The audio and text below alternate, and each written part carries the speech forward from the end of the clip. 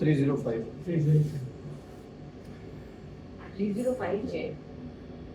હા તમારો અમારી નવમો અધિકાર આવશે. હા, સ્ટાર્ટ થશે ને. હા.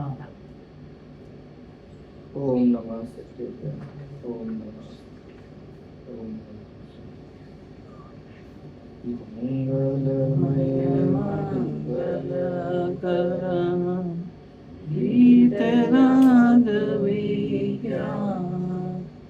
નમો પ્રાણિજાતે અરહંતાદિમહા કવિમંગલકરી હો રંગકરણ કેલિકા જાતે મિલે સમાજ સબ પાવે નિજ પદરા. ગ્રીન વાળી છે, ગ્રીન સેકન્ડ.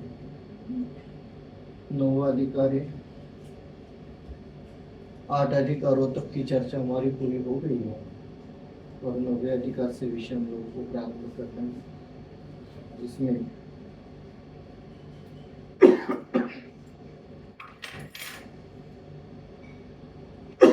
मोक्ष मार्ग का स्वरूप कहते हैं. क्या है मोक्ष मार्ग, उसका स्वरूप क्या है, इसका वर्णन इस अधिकार में करते हैं.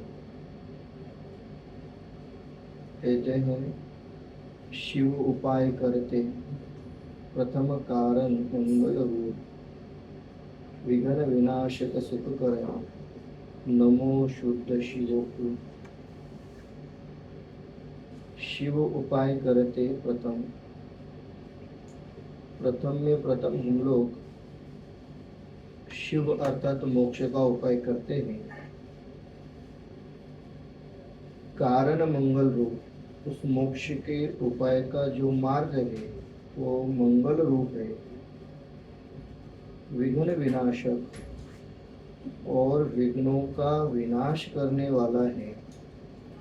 सुख करण, सुख को करने वाला है. नमो शुद्ध शिव को, और हम नमस्कार करते हैं ऐसे शुद्ध शिव भूप. भूप मतलब होता है राजा और शिव मतलब मोक्ष. मोक्ष रूपी राजा को हम लोग नमस्कार करते हैं. अब मोक्ष मार्ग का स्वरूप कहते हैं. प्रथम मोक्ष मार्ग के प्रतिपक्षी जो मिथ्या दर्शन आदि उनका स्वरूप बतलाया. उन्हें तो दुख रूप दुख का कारण जानकर हेय मानकर उनका त्याग करना, तथा बीच में उपदेश का स्वरूप बतलाया. उसे जानकर उपदेश को यथार्थ समझना. अब मोक्ष के मार्ग जो सम्यक दर्शनादि उनका स्वरूप बतलाते हैं. उन्हें सुख रूप सुख का कारण जानकर उपादेय मानकर अंगीकार करना, क्योंकि आत्मा का ही तो मोक्ष ही है. उसी का उपाय आत्मा का कर्तव्य है, इसलिए उसी का उपदेश यहाँ देते हैं. एक प्रकार से पहला पैराग्राफ ही पूर्ण अधिकार का सार है और पूरे अधिकार का मार्ग भी इसमें दिखाया है. क्या कहते हैं? अब मोक्ष मार्ग का स्वरूप कहते हैं. जो मोक्ष का मार्ग है, सम्यक दर्शन, सम्यक ज्ञान, सम्यक चारित्र, उसका स्वरूप कहते हैं. प्रथम मोक्ष मार्ग के प्रतिपक्षी जो मिथ्या दर्शन आदि उनका स्वरूप बतलाया. तो मोक्ष मार्ग के प्रतिपक्षी कौन है? मिथ्या दर्शन, मिथ्या ज्ञान और मिथ्या चारित्र. कहते उनका स्वरूप बतलाया. कौन से अधिकार में आया था इनका स्वरूप? मिथ्या दर्शन, मिथ्या ज्ञान, मिथ्या चारित्र का चौथे अधिकार में आया. फिर पांचवें अधिकार में गृहीत मिथ्यात्व की चर्चा हुई, छठवें अधिकार में गृहीत मिथ्यात्व की चर्चा हुई, और जो सूक्ष्म मिथ्यात्व है उसकी चर्चा सातवें अधिकार में हुई। और मिथ्यात्व होने का कारण शास्त्र का यथार्थ स्वरूप न जानना, इसलिए आठवें अधिकार में शास्त्र के यथार्थ स्वरूप की चर्चा हुई। इसलिए कहते हैं कि जो मिथ्या दर्शनादि है उनका स्वरूप बतलाया, उन्हें तो दुख रूप दुख का कारण जानकर हेय मानकर उनका त्याग करना। तो जो भी ये मिथ्या दर्शनादिक भाव है, उन मिथ्या दर्शनादिक भावों को दुख रूप जानो, दुख का कारण जानो, दुख रूप दुख का कारण जानकर हेय मानकर उनका त्याग करना। कह रहे हैं कि उनका त्याग करना, परंतु क्यों? तो उन्हें दुख रूप जानो। क्यों? क्योंकि वे दुख के कारण हैं। तो दुख रूप दुख का कारण जानकर हे रूप त्यागना, मतलब बिना दुख रूप जाने हम उनका त्याग करें तो त्याग नहीं हो सकता है। उन्हें दुख रूप और दुख का कारण माने बिना उनका त्याग नहीं हो सकता है। तो पहले में पहले निर्णय हो कि वे दुख रूप है और दुख के कारण है, तब जाकर के उनका त्याग होता है। फिर कहते हैं तथा बीच में उपदेश का स्वरूप बतलाया, उसे जानकर उपदेश को यथार्थ समझना। ठीक है, उन्हें दुख रूप दुख का कारण जानेंगे, उनका त्याग भी करेंगे, परंतु ऐसा करने के लिए जो यथार्थ है उनका स्वरूप भी तो पता होना चाहिए। सो कहते हैं बीच में उपदेश का स्वरूप बतलाया, उसे जानकर यथार्थ उपदेश को समझना। तो जो बीच में उपदेश का स्वरूप है ना, उस उपदेश के स्वरूप को यथार्थ जानो, और उन्हें यथार्थ जानकर सच्चे उपदेश को हमें समझना है। अब मोक्ष के मार्ग जो सम्यक दर्शनादि के उनका स्वरूप बतलाते हैं। ये तो हुई मिथ्या दर्शन, मिथ्या ज्ञान, मिथ्या चारित्र की बात है। अब जो मोक्ष के मार्ग सम्यक दर्शनादि के उनका यथार्थ स्वरूप बतलाते हैं। उन्हें सुख रूप सुख का कारण जानकर उपादेय मानकर अंगीकार करना। तो कह रहे हैं ये जो भी है उन्हें सुख रूप जानो, सुख के कारण जानो, सुख रूप और सुख के कारण जानकर उपादेय मानकर अंगीकार करना कि भाई ये सब हमारे लिए उपादेय है, ग्रहण करने योग्य है, और इनके ग्रहण करने से हमारे दुख दूर होते हैं, ऐसा जानकर उन्हें अंगीकार करना। क्योंकि आत्मा का हित मोक्ष ही है। ऐसा क्यों करना? तो कहते हैं कि आत्मा का हित मोक्ष ही है, और आगे हेडिंग भी दिया है आत्मा का हित मोक्ष ही है। अब इसका विचार करते हैं कि आत्मा का हित मोक्ष ही है, तो कैसे, किस बात का या किस विषय में हमें हमारा हित नजर आता है? मूल विचार करें ना तो पंचेंद्रिय के विषय भोगों में हमें अपना हित नजर आता है, और पंचेंद्रिय के विषय भोगों में अपना हित नजर आने के कारण से हम पंचेंद्रिय के विषय भोगों को भोगने में, उनकी प्राप्ति में ही अपना सारा समय लगा रहे।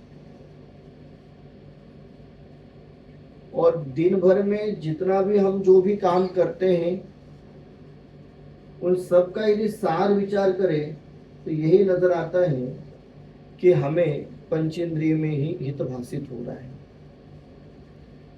कई स्पर्शनेन्द्रिय, रसनेन्द्रिय, घ्राणेन्द्रिय, चक्षुन्द्रिय, कर्मेंद्रिय, किसी न किसी इंद्रिय के विषय भोगों की पूर्ति में हमें अपना हित नजर आता है। और टोडरमल जी साहब कहते हैं कि आत्मा का हित मोक्ष ही है। क्यों? क्योंकि ये पंचेंद्रिय के जो विषय भोग है ये बहुत बार हम लोगों ने कर लिए हैं, और बहुत बार पंचेंद्रिय के विषय भोग पूरे करने पर भी कहीं पर भी हमें सुख की प्राप्ति नहीं हुई, कहीं पर भी हमें सुख भाषित नहीं हुआ है, सुख का अनुभव नहीं हुआ है। सो इसलिए वो कहते हैं कि पंचेंद्रिय के विषय भोगों में सुख है नहीं, आत्मा का ही तो मोक्ष ही है और उसी में सच्चा सुख। अब इसका जितना विचार करें उतना कम ही है कि आत्मा का हित मोक्ष ही है। उसी का उपाय आत्मा का कर्तव्य है। पहले हित निश्चित हो तो फिर कर्तव्य निश्चित होता है। हित निश्चित हुआ कि आत्मा का हित मोक्ष है, तो अब कर्तव्य, तो कहते उसी का उपाय आत्मा का कर्तव्य है। उस आत्मा की प्राप्ति का उपाय करना यही हमारा कर्तव्य है। टोडरमल जी साहब ने ये कर्तव्य वाला शब्द प्रयोग मेरे हिसाब से 2 या 3 जगह पर प्रयोग किया है, और 2-3 जगह जहां भी प्रयोग हुआ है सब इसी अर्थ में प्रयोग हुआ है। और लिखते हैं कि उस आत्मा की प्राप्ति का उपाय करना यही हमारा कर्तव्य है। जिसे हम कर्तव्य मान करके करते हैं वो कर्तव्य है ही नहीं, वो कर्म उदय के अनुसार होने वाली क्रिया है। जीव यदि कोई कर्तव्य कर सकता है तो वो अपने आप को जानने का कर्तव्य कर सकता है। जीव किसी का कर्ता हो सकता है तो वो अपने आप का कर्ता हो सकता है। जीव कभी भी किसी भी परद्रव्य का कर्ता हो ही नहीं सकता। जब हम परद्रव्य के कर्ता हो ही नहीं सकते हैं तो फिर परद्रव्य में हमारा कर्तृत्व रहा कहाँ? हम परद्रव्य के कर्ता ही नहीं है तो परद्रव्य में कर्तृत्व का कोई सवाल ही नहीं बनता है। और हम क्या कर्तृत्व मान लेते हैं? ये परिवार चलाना हमारा कर्तव्य है, व्यापार करना हमारा कर्तव्य है, किसी भी प्रकार का कार्य करना हमारा कर्तव्य है, बच्चों को बड़ा करना हमारा कर्तव्य है, फिर उनका लाड़ प्यार, उनकी सारी परवरिश करना सब हम हमारा कर्तव्य मानते हैं। टोडरमल जी साहब कहते हैं कि ये कोई हमारा कर्तव्य क्यों नहीं है? क्योंकि ये सारी की सारी क्रियाएं पूर्व कर्म के अधीन है। पुराने कर्म का जैसा जब उदय आना है वैसा उदय आता है, आएगा, और उस उदय के अनुसार सारी क्रियाएं घटने वाली है। एक भी कार्य आगे पीछे होने वाला नहीं है। पुण्य का उदय है तो सामग्री मिलेगी, पुण्य का उदय नहीं है तो सामग्री नहीं मिलेगी।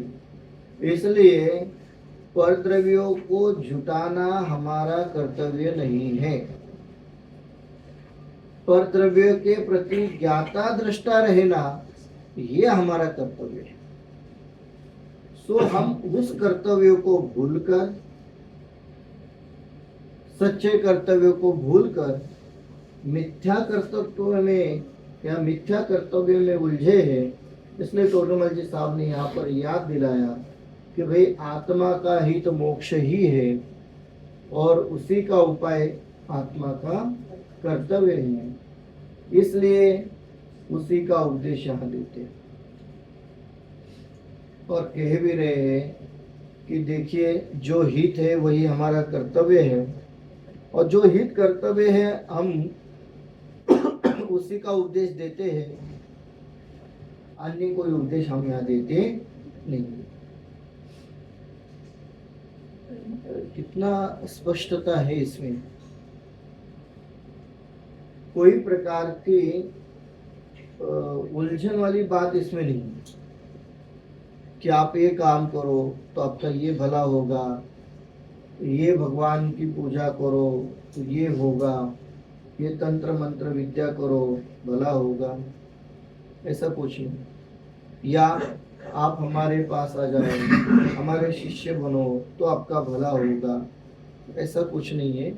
सीधी बात है, आत्मा का हित मोक्ष है, उसकी प्राप्ति का उपाय करना हमारा कर्तव्य है और हम उसी का उपदेश देते हैं।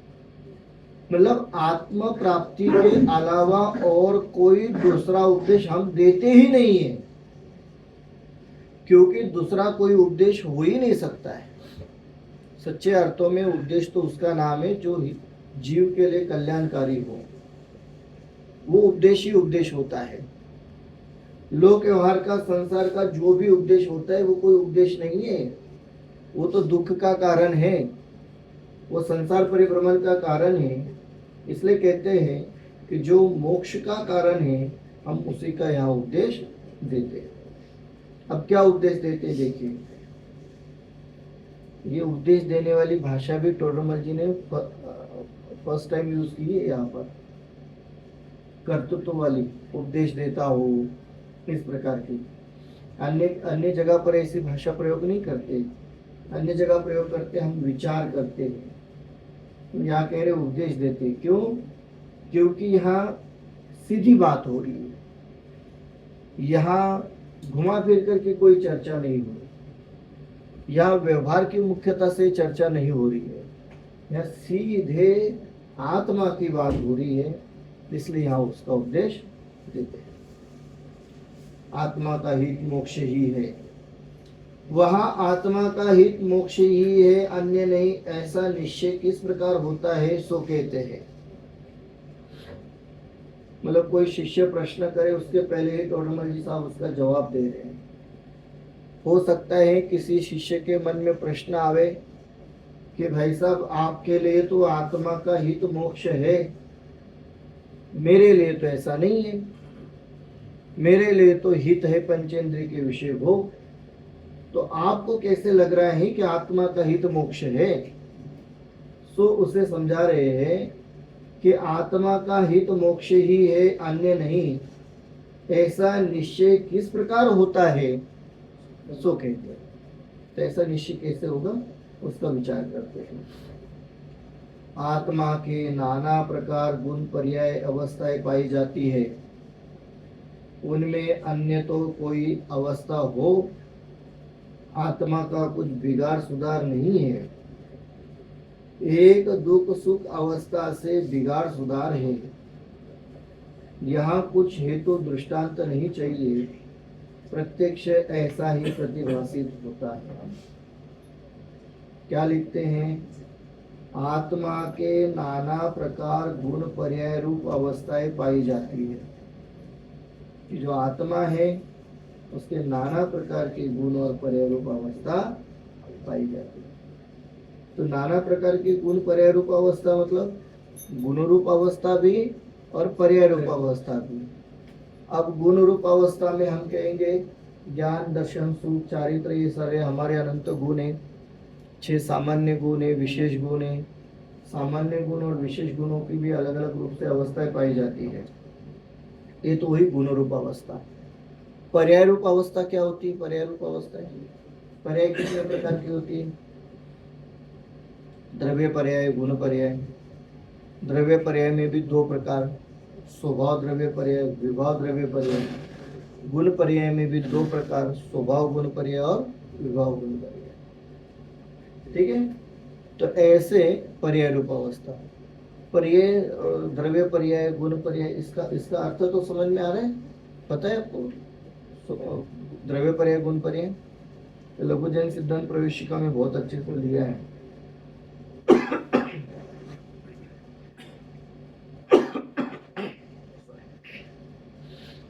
लघुजन सिद्धांत प्रवेशिका में इसका विस्तार दिया है।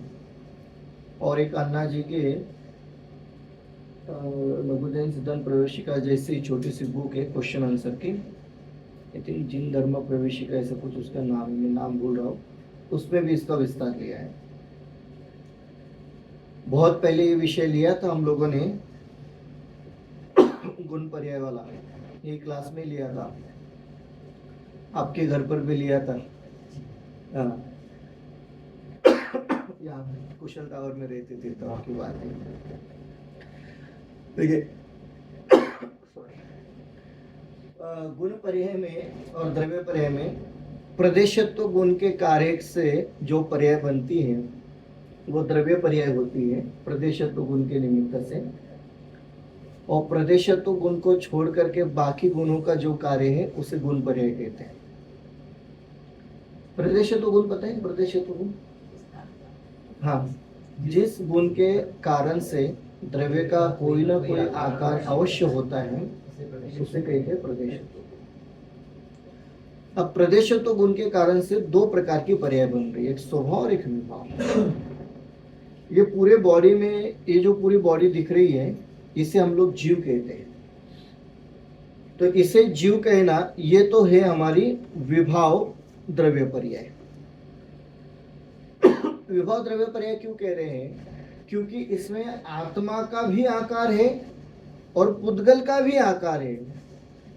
तो आत्मा और पुद्गल के मिले जुले आकार को नाम देना वो तो हुई विभाव द्रव्य पर्याय। जो हमने नाम दिया ना जीव, तो आत्मा और पुद्गल इनके संयोग रूप आकार को जीव कहना ये विभाव द्रव्य पर्याय। जीव की अपेक्षा से बात करो, पुद्गल की अपेक्षा से बात करेंगे तो पुद्गल की अपेक्षा से ये विभाव द्रव्य पर्याय हो जाएगी। तो आत्मा और पुद्गल का मिला जुला रूप उसे जीव कहना ये विभाव जीव की द्रव्य पर्याय हुई।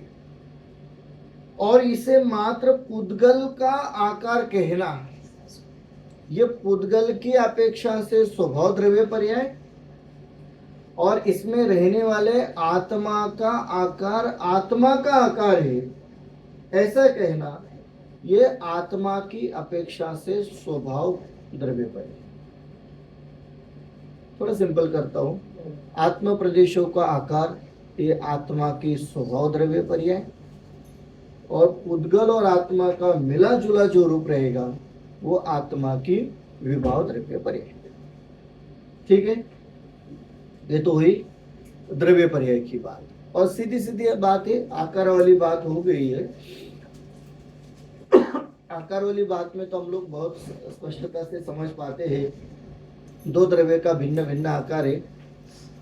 भिन्न भिन्न आकार मानना स्वभाव द्रव्य पर्याय और मिला जुला आकार मानना विभाव द्रव्य पर्याय। अब गुण पर्याय की बात करते हैं। प्रदेशत्व गुण को छोड़कर बाकी जितने भी गुण हैं वे सारे गुण स्वभाव रूप से परिणमन करें तो स्वभाव गुण पर्याय, और विभाव रूप से परिणमन करें तो विभाव गुण पर्याय, जिसमें अस्तित्व, वस्तुत्व, द्रव्यत्व, प्रमेयत्व, अगुर लघुत्व, इंक्लूड प्रदेशत्व, ये सब स्वभाव रूप ही परिणमन करते हैं। ये सारे गुण हमेशा स्वभाव रूप ही परिणमन करते हैं। इसके अलावा चित्ती शक्ति, भाव शक्ति, अभाव शक्ति, भाव अभाव शक्ति, जीवत्व शक्ति, 47 शक्ति है ना, सारी के सारी स्वभाव रूप ही परिणमन करती है। तो ये तो हो गए स्वभाव गुण पर्याय। अभी विभाव गुण पर्याय कहाँ आती है? श्रद्धा गुण, ज्ञान गुण, चारित्र गुण, फिर अपना ज्ञान, दर्शन, सुख, चारित्र, पानी दो। नहीं, तो ये श्रद्धा गुण, ज्ञान गुण, चारित्र गुण, इन गुणों में जो विभाव परिणमन हो रहा है इसका नाम है विभाव गुण पर्याय। अभी श्रद्धा गुण, ज्ञान गुण, चारित्र गुण में विभाव रूप परिणमन क्या हो रहा है? इनमें विभाव रूप परिणमन ये हो रहा है कि अभी मिथ्या दर्शन है, मिथ्या ज्ञान है, मिथ्या चारित्र है, तो ये हो गया विभाव रूप परिणमन। जो जो गुण मूल रूप में परिणमन कर रहे हैं वो स्वभाव रूप ही परिणमन हो रहा है, इसलिए उनके स्वभाव गुण पर्याय। और कुछ ही गुण होते हैं जिनमें कभी विभाव रूप परिणमन होता है, कभी स्वभाव रूप परिणमन होता है। तो जब उनका विभाव रूप परिणमन हो तब वो विभाव गुण पर्याय, अन्यथा सबकी सब स्वभाव गुण पर्याय। यहाँ लिखते हैं, क्या ऐसा बोल सकते हैं? हाँ, बोलिए। सामान्य गुण स्वभाव रूप भी परिणमन करेंगे और विशेष गुण स्वभाव रूप परिणमन कर सकते हैं, ऐसा बोलेंगे? जी बिल्कुल ऐसा ही बोलेंगे। सामान्य गुण तो स्वभाव रूप ही परिणमन करेंगे, विशेष गुणों में भी कुछ गुण जो है वो स्वभाव रूप ही परिणमन करेंगे, और विशेष गुणों के कुछ गुण हैं जो विभाव रूप परिणमन। कहीं ऐसी चर्चा सुनी कि जीव का जो आकार है वो प्रदेश, वो लोकाकाश के प्रतिष्ठित का प्रदेश है, पर जब सिद्धालय में भी जाते हैं तो लास्ट भाव के अपेक्षा से रहते हैं, वो एक्चुअली आकार नहीं है।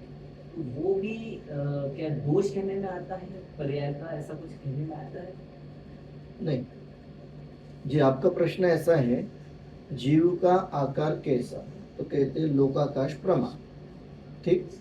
परंतु जब तक जो संसार में रहता है तब तक शरीर प्रमाण रहता है, तो शरीर रूप आकार हुआ संसार पर्याय में। और मोक्ष पर्याय में अंतिम शरीर के आकार रूप, यह आत्मा का ही आकार, कुछ कम है आत्मा का ही आकार, परंतु कुछ कम अंतिम शरीर आकार रूप वो होता है। तो आपका प्रश्न ऐसा है, वार्म वाटर है, अच्छा नहीं लगता। कहीं ऐसी क्या थोड़ा सा एक दूध पी लो। हाँ।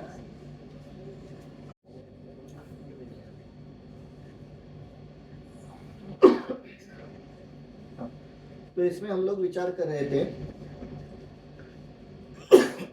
कि जो आत्मा का लोकाकाश प्रमाण आकार है वो मूल आकार संसार पर्याय में है, तब तक शरीर प्रमाण आकार, मोक्ष जाने पर अंतिम शरीर प्रमाण आकार। तो आपका प्रश्न ऐसा है कि क्या हम लोग इसे कुछ दोष कहे या कुछ कमी कहे, या ऐसा क्या है या क्या नाम दे सकते हैं इससे, ऐसा प्रश्न है। ऐसा कुछ नहीं है। व्यंजन पर्याय क्या है? व्यंजन पर्याय है आकार की अपेक्षा से, स्वभाव व्यंजन पर्याय कहो या विभाव व्यंजन पर्याय कहो, या स्वभाव मतलब व्यंजन पर्याय और द्रव्य पर्याय एक ही नाम है, खाली अपेक्षा भेद है। गुण को अर्थ पर्याय, गुण को अर्थ पर्याय कहेंगे, व्यंजन पर्याय अर्थ पर्याय, द्रव्य पर्याय गुण पर्याय जी। तो इसमें ऐसा है कि तो अंतिम जो आकार बन रहा है वो जीव का स्वभाव आकार है। उस स्वभाव आकार बनने में परद्रव्य का कहीं कोई निमित्त नहीं है, इसलिए उसमें किसी परद्रव्य की अपेक्षा से कथन करना कोई कारण नहीं बनता है, तो वो जीव का मूल स्वभाव ही रहेगा। इसलिए ऐसा हम लोग कथन उसमें विचार करें कि कोई कारण है आदि, ऐसा कुछ नहीं। अभी जी एक बार कहीं गोदा जी के प्रवचन में आया था कि मोटा मोटी 21 गुण है जिनकी विभाव पर्याय होती है जी जी, बाकी तो सब स्वभाव में ही स्वभाव है। रूपी चलते। उसमें से कुछ वो भी है, सामान्य भी है। मैं जस्ट एक बार नाम बोल देता हूँ। ज्ञान, दर्शन, चारित्र, सुख, वीर्य, सूक्ष्मत्व, अगुरु लघुत्व, अवगाहनत्व, अव्यापादत्व, योग, वस्तुत्व, द्रव्यत्व, प्रदेशत्व, क्रियावती शक्ति, वैभाविक शक्ति, कर्ता, कर्म, करण, संप्रदान, अपादान, अधिकार। बहुत सुंदर। अब इसमें देखिए द्रव्यत्व, प्रमेयत्व, सूक्ष्मत्व, ये जो गुण लिए है ना, सिद्धों के 8 गुण लोग उसमें ले गए, तो इनकी अपेक्षा ये ली है कि द्रव्यत्व गुण के कारण से परिणमन होता है, और परिणमन तो स्वभाव रूप ही होना चाहिए, परंतु अभी विभाव रूप भी परिणमन हो रहा है, तो वो द्रव्यत्व गुण की विभाव पर्याय ली है। सूक्ष्मत्व के लिए लिया अगुरु लघुत्व नाम का गुण है। अभी हम लोग शरीर प्रमाण बनते जा रहे हैं, छोटा बड़ा आदि आदि, तो इसके लिए उसका भी विभाव रूप परिणमन लिया। इस अपेक्षा से कुछ स्वभाव गुण है उनके भी विभाव रूप परिणमन ले रहे हैं, जो सामान्य गुण है। सामान्य गुणों में भी कुछ गुणों का विभाव परिणमन है और कुछ गुणों का स्वभाव रूप क्या परिणमन। ये ऐसी अपेक्षा लगा सकते हैं कि जो आत्मा की सामर्थ्य है उसको जो प्रकट नहीं होने देता, एक्चुअली उसको ही विभाग कहेंगे और वो विशेष गुणों में ही होता है। ये सामान्य गुण जो है, भले मैं चींटी के आकार का हूँ या हाथी के आकार का हूँ, उससे आत्मा के गुणों के विशेष कुछ प्रभावित नहीं होता है, मतलब पावर को निकलने नहीं देता, इसीलिए उनको भले है विभाग पर्याय पर विभाग पर्याय नहीं करने में आएगा, ऐसी अपेक्षा लगा सकते हैं इसमें? लगा सकते हैं, परंतु मूलता में ऐसा कोई विचार यहाँ पर नहीं किया गया है। वो इसलिए नहीं किया है क्योंकि जैसे अब ये सामान्य गुणों में भी विभाव रूप परिणमन की बात आती है, तो इसमें यदि विचार करें तो जीव का मूल रूप या मूल आकार प्रकट न होना, ये भी तो विभाव है। वो आकार तो फिर वापस वही प्रश्न है कि आकार तो बिना नहीं, लोकाकाश वाले मैक्सिमम जी लोक आकार नहीं है, वो तो उसका प्रदेश के नंबर ऑफ प्रदेश है। आकार भी वही उजला दीदी ने लिया था क्योंकि एक्चुअल आकार होना चाहिए, व्यंजन में रह करता है, पर सिद्धों की वैसे अगर इसके दोष थी तो वो क्या चर्चा हुई थी, मुझे तब का ध्यान नहीं था, तो मैंने कहा वो चर्चा निकाली, पर उससे आत्मा को कोई फर्क नहीं पड़ता है, ये विशेष गुणों से आत्मा को फर्क पड़ता है, इसलिए विभाव से दुखी होता है, ऐसा कुछ कर सकते जी देखिए, जब भी विभाव की बात आती है तो श्रद्धा, ज्ञान, चारित्र, वीर्य, इन गुणों की मूल रूप में बात करते हैं।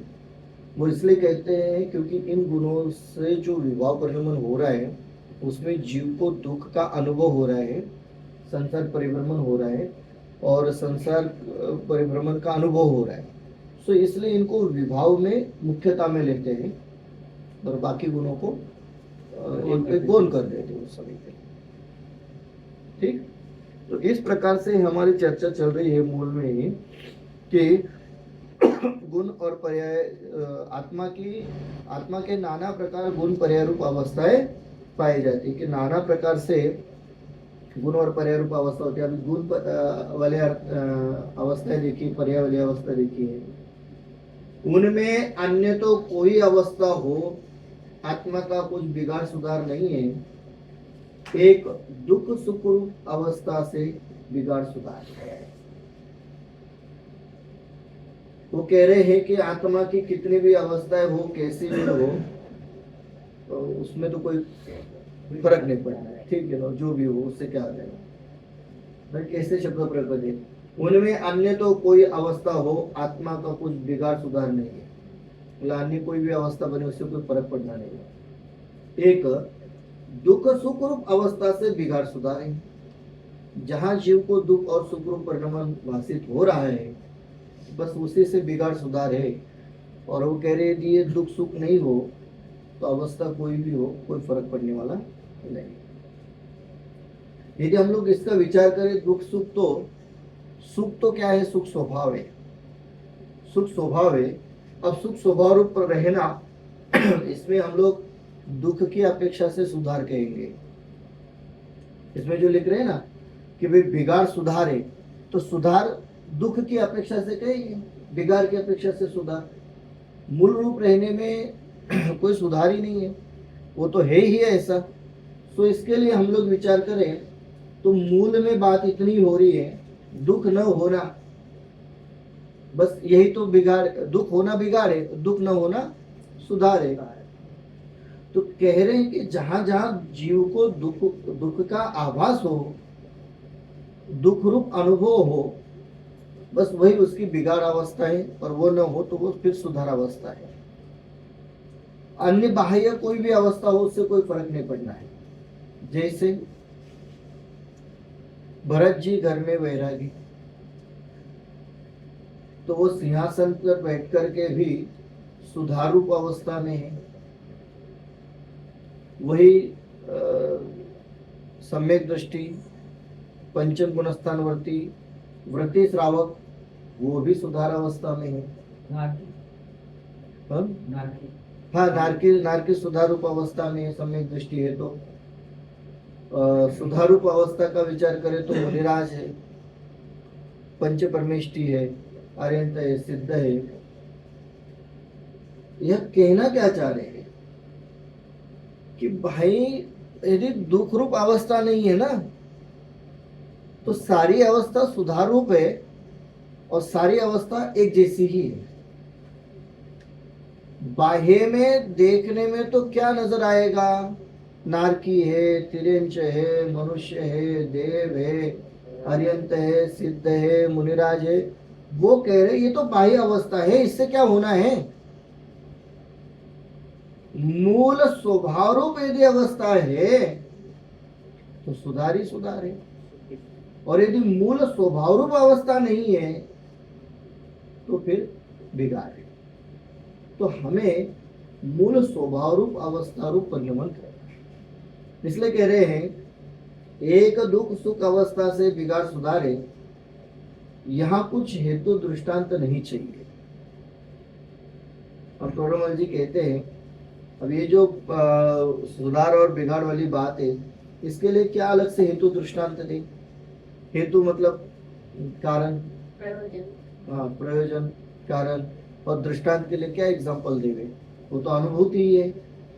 प्रत्यक्ष ऐसा ही प्रतिभासित होता है, प्रत्यक्ष ऐसा ही प्रतिभासित होता है। हम हजारों प्रकार के संयोगों के साथ दुखी है और मुनिराज सर्व प्रकार के संयोगों से दूर सुखी है। तो उनके सुख का कारण बाह्य संयोग नहीं है, हमारे सुख का कारण बाह्य संयोग नहीं है। मूल रूप परिणमन होना, शुद्ध आत्म तत्व रूप से परिणमन होना, वो सुख का कारण है। बाह्य द्रव्य, बाह्य पदार्थ सुख का कारण या दुख का कारण नहीं। इसलिए कहते हैं प्रत्यक्ष ऐसा ही प्रतिभासित होता है। लोक में जितने आत्मा है उनके एक उपाय यह पाया जाता है कि दुख न हो, सुख हो, तथा अन्य भी जितने उपाय करते हैं वे सब एक इसी प्रयोजन सहित करते हैं, दूसरा प्रयोजन नहीं है।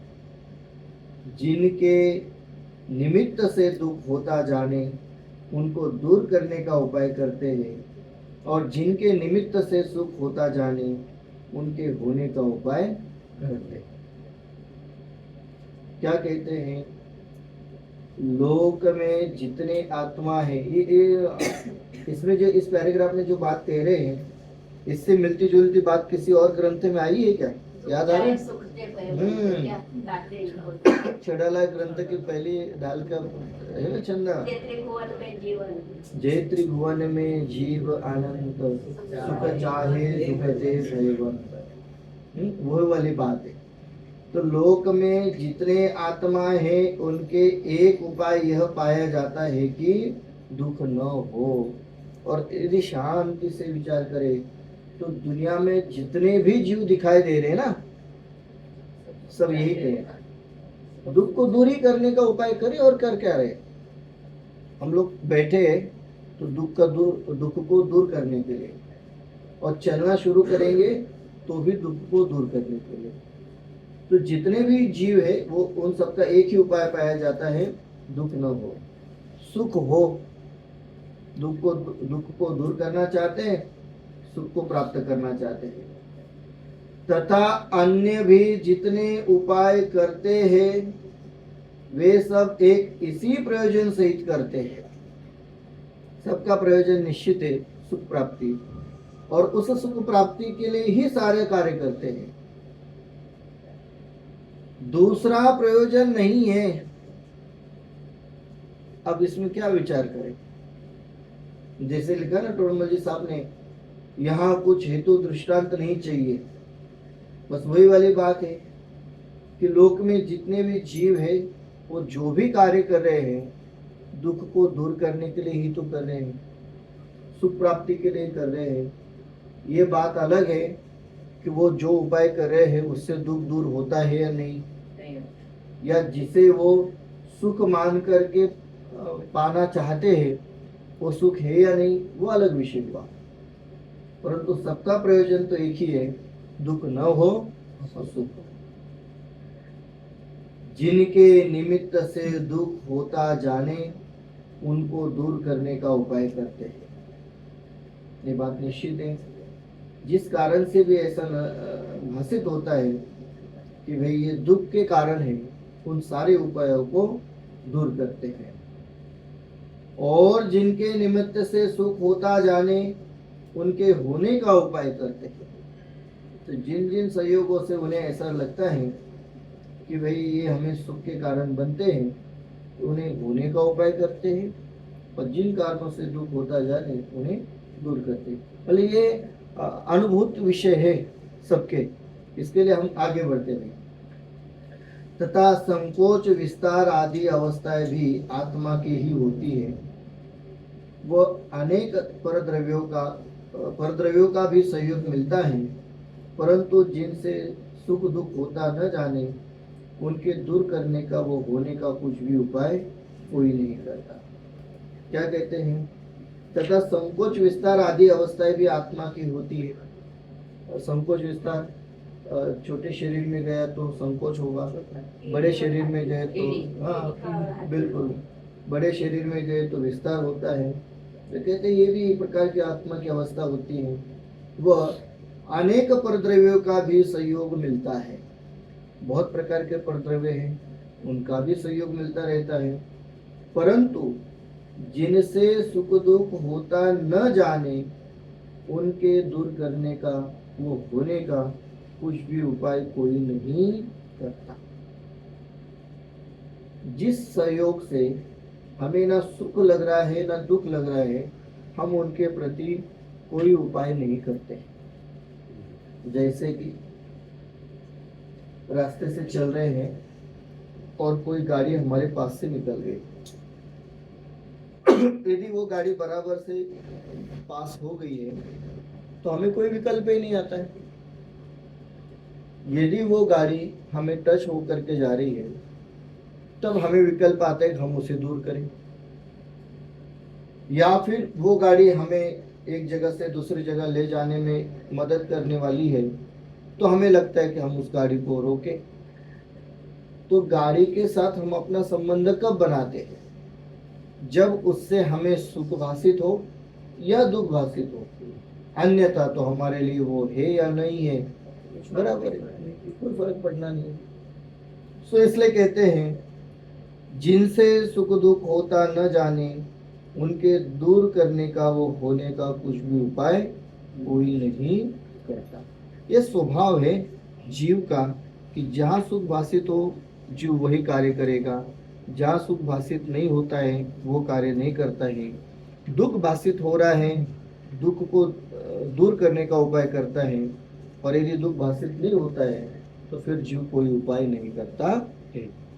ठीक है, इस प्रकार इतना विषय हम लोग लेते हैं।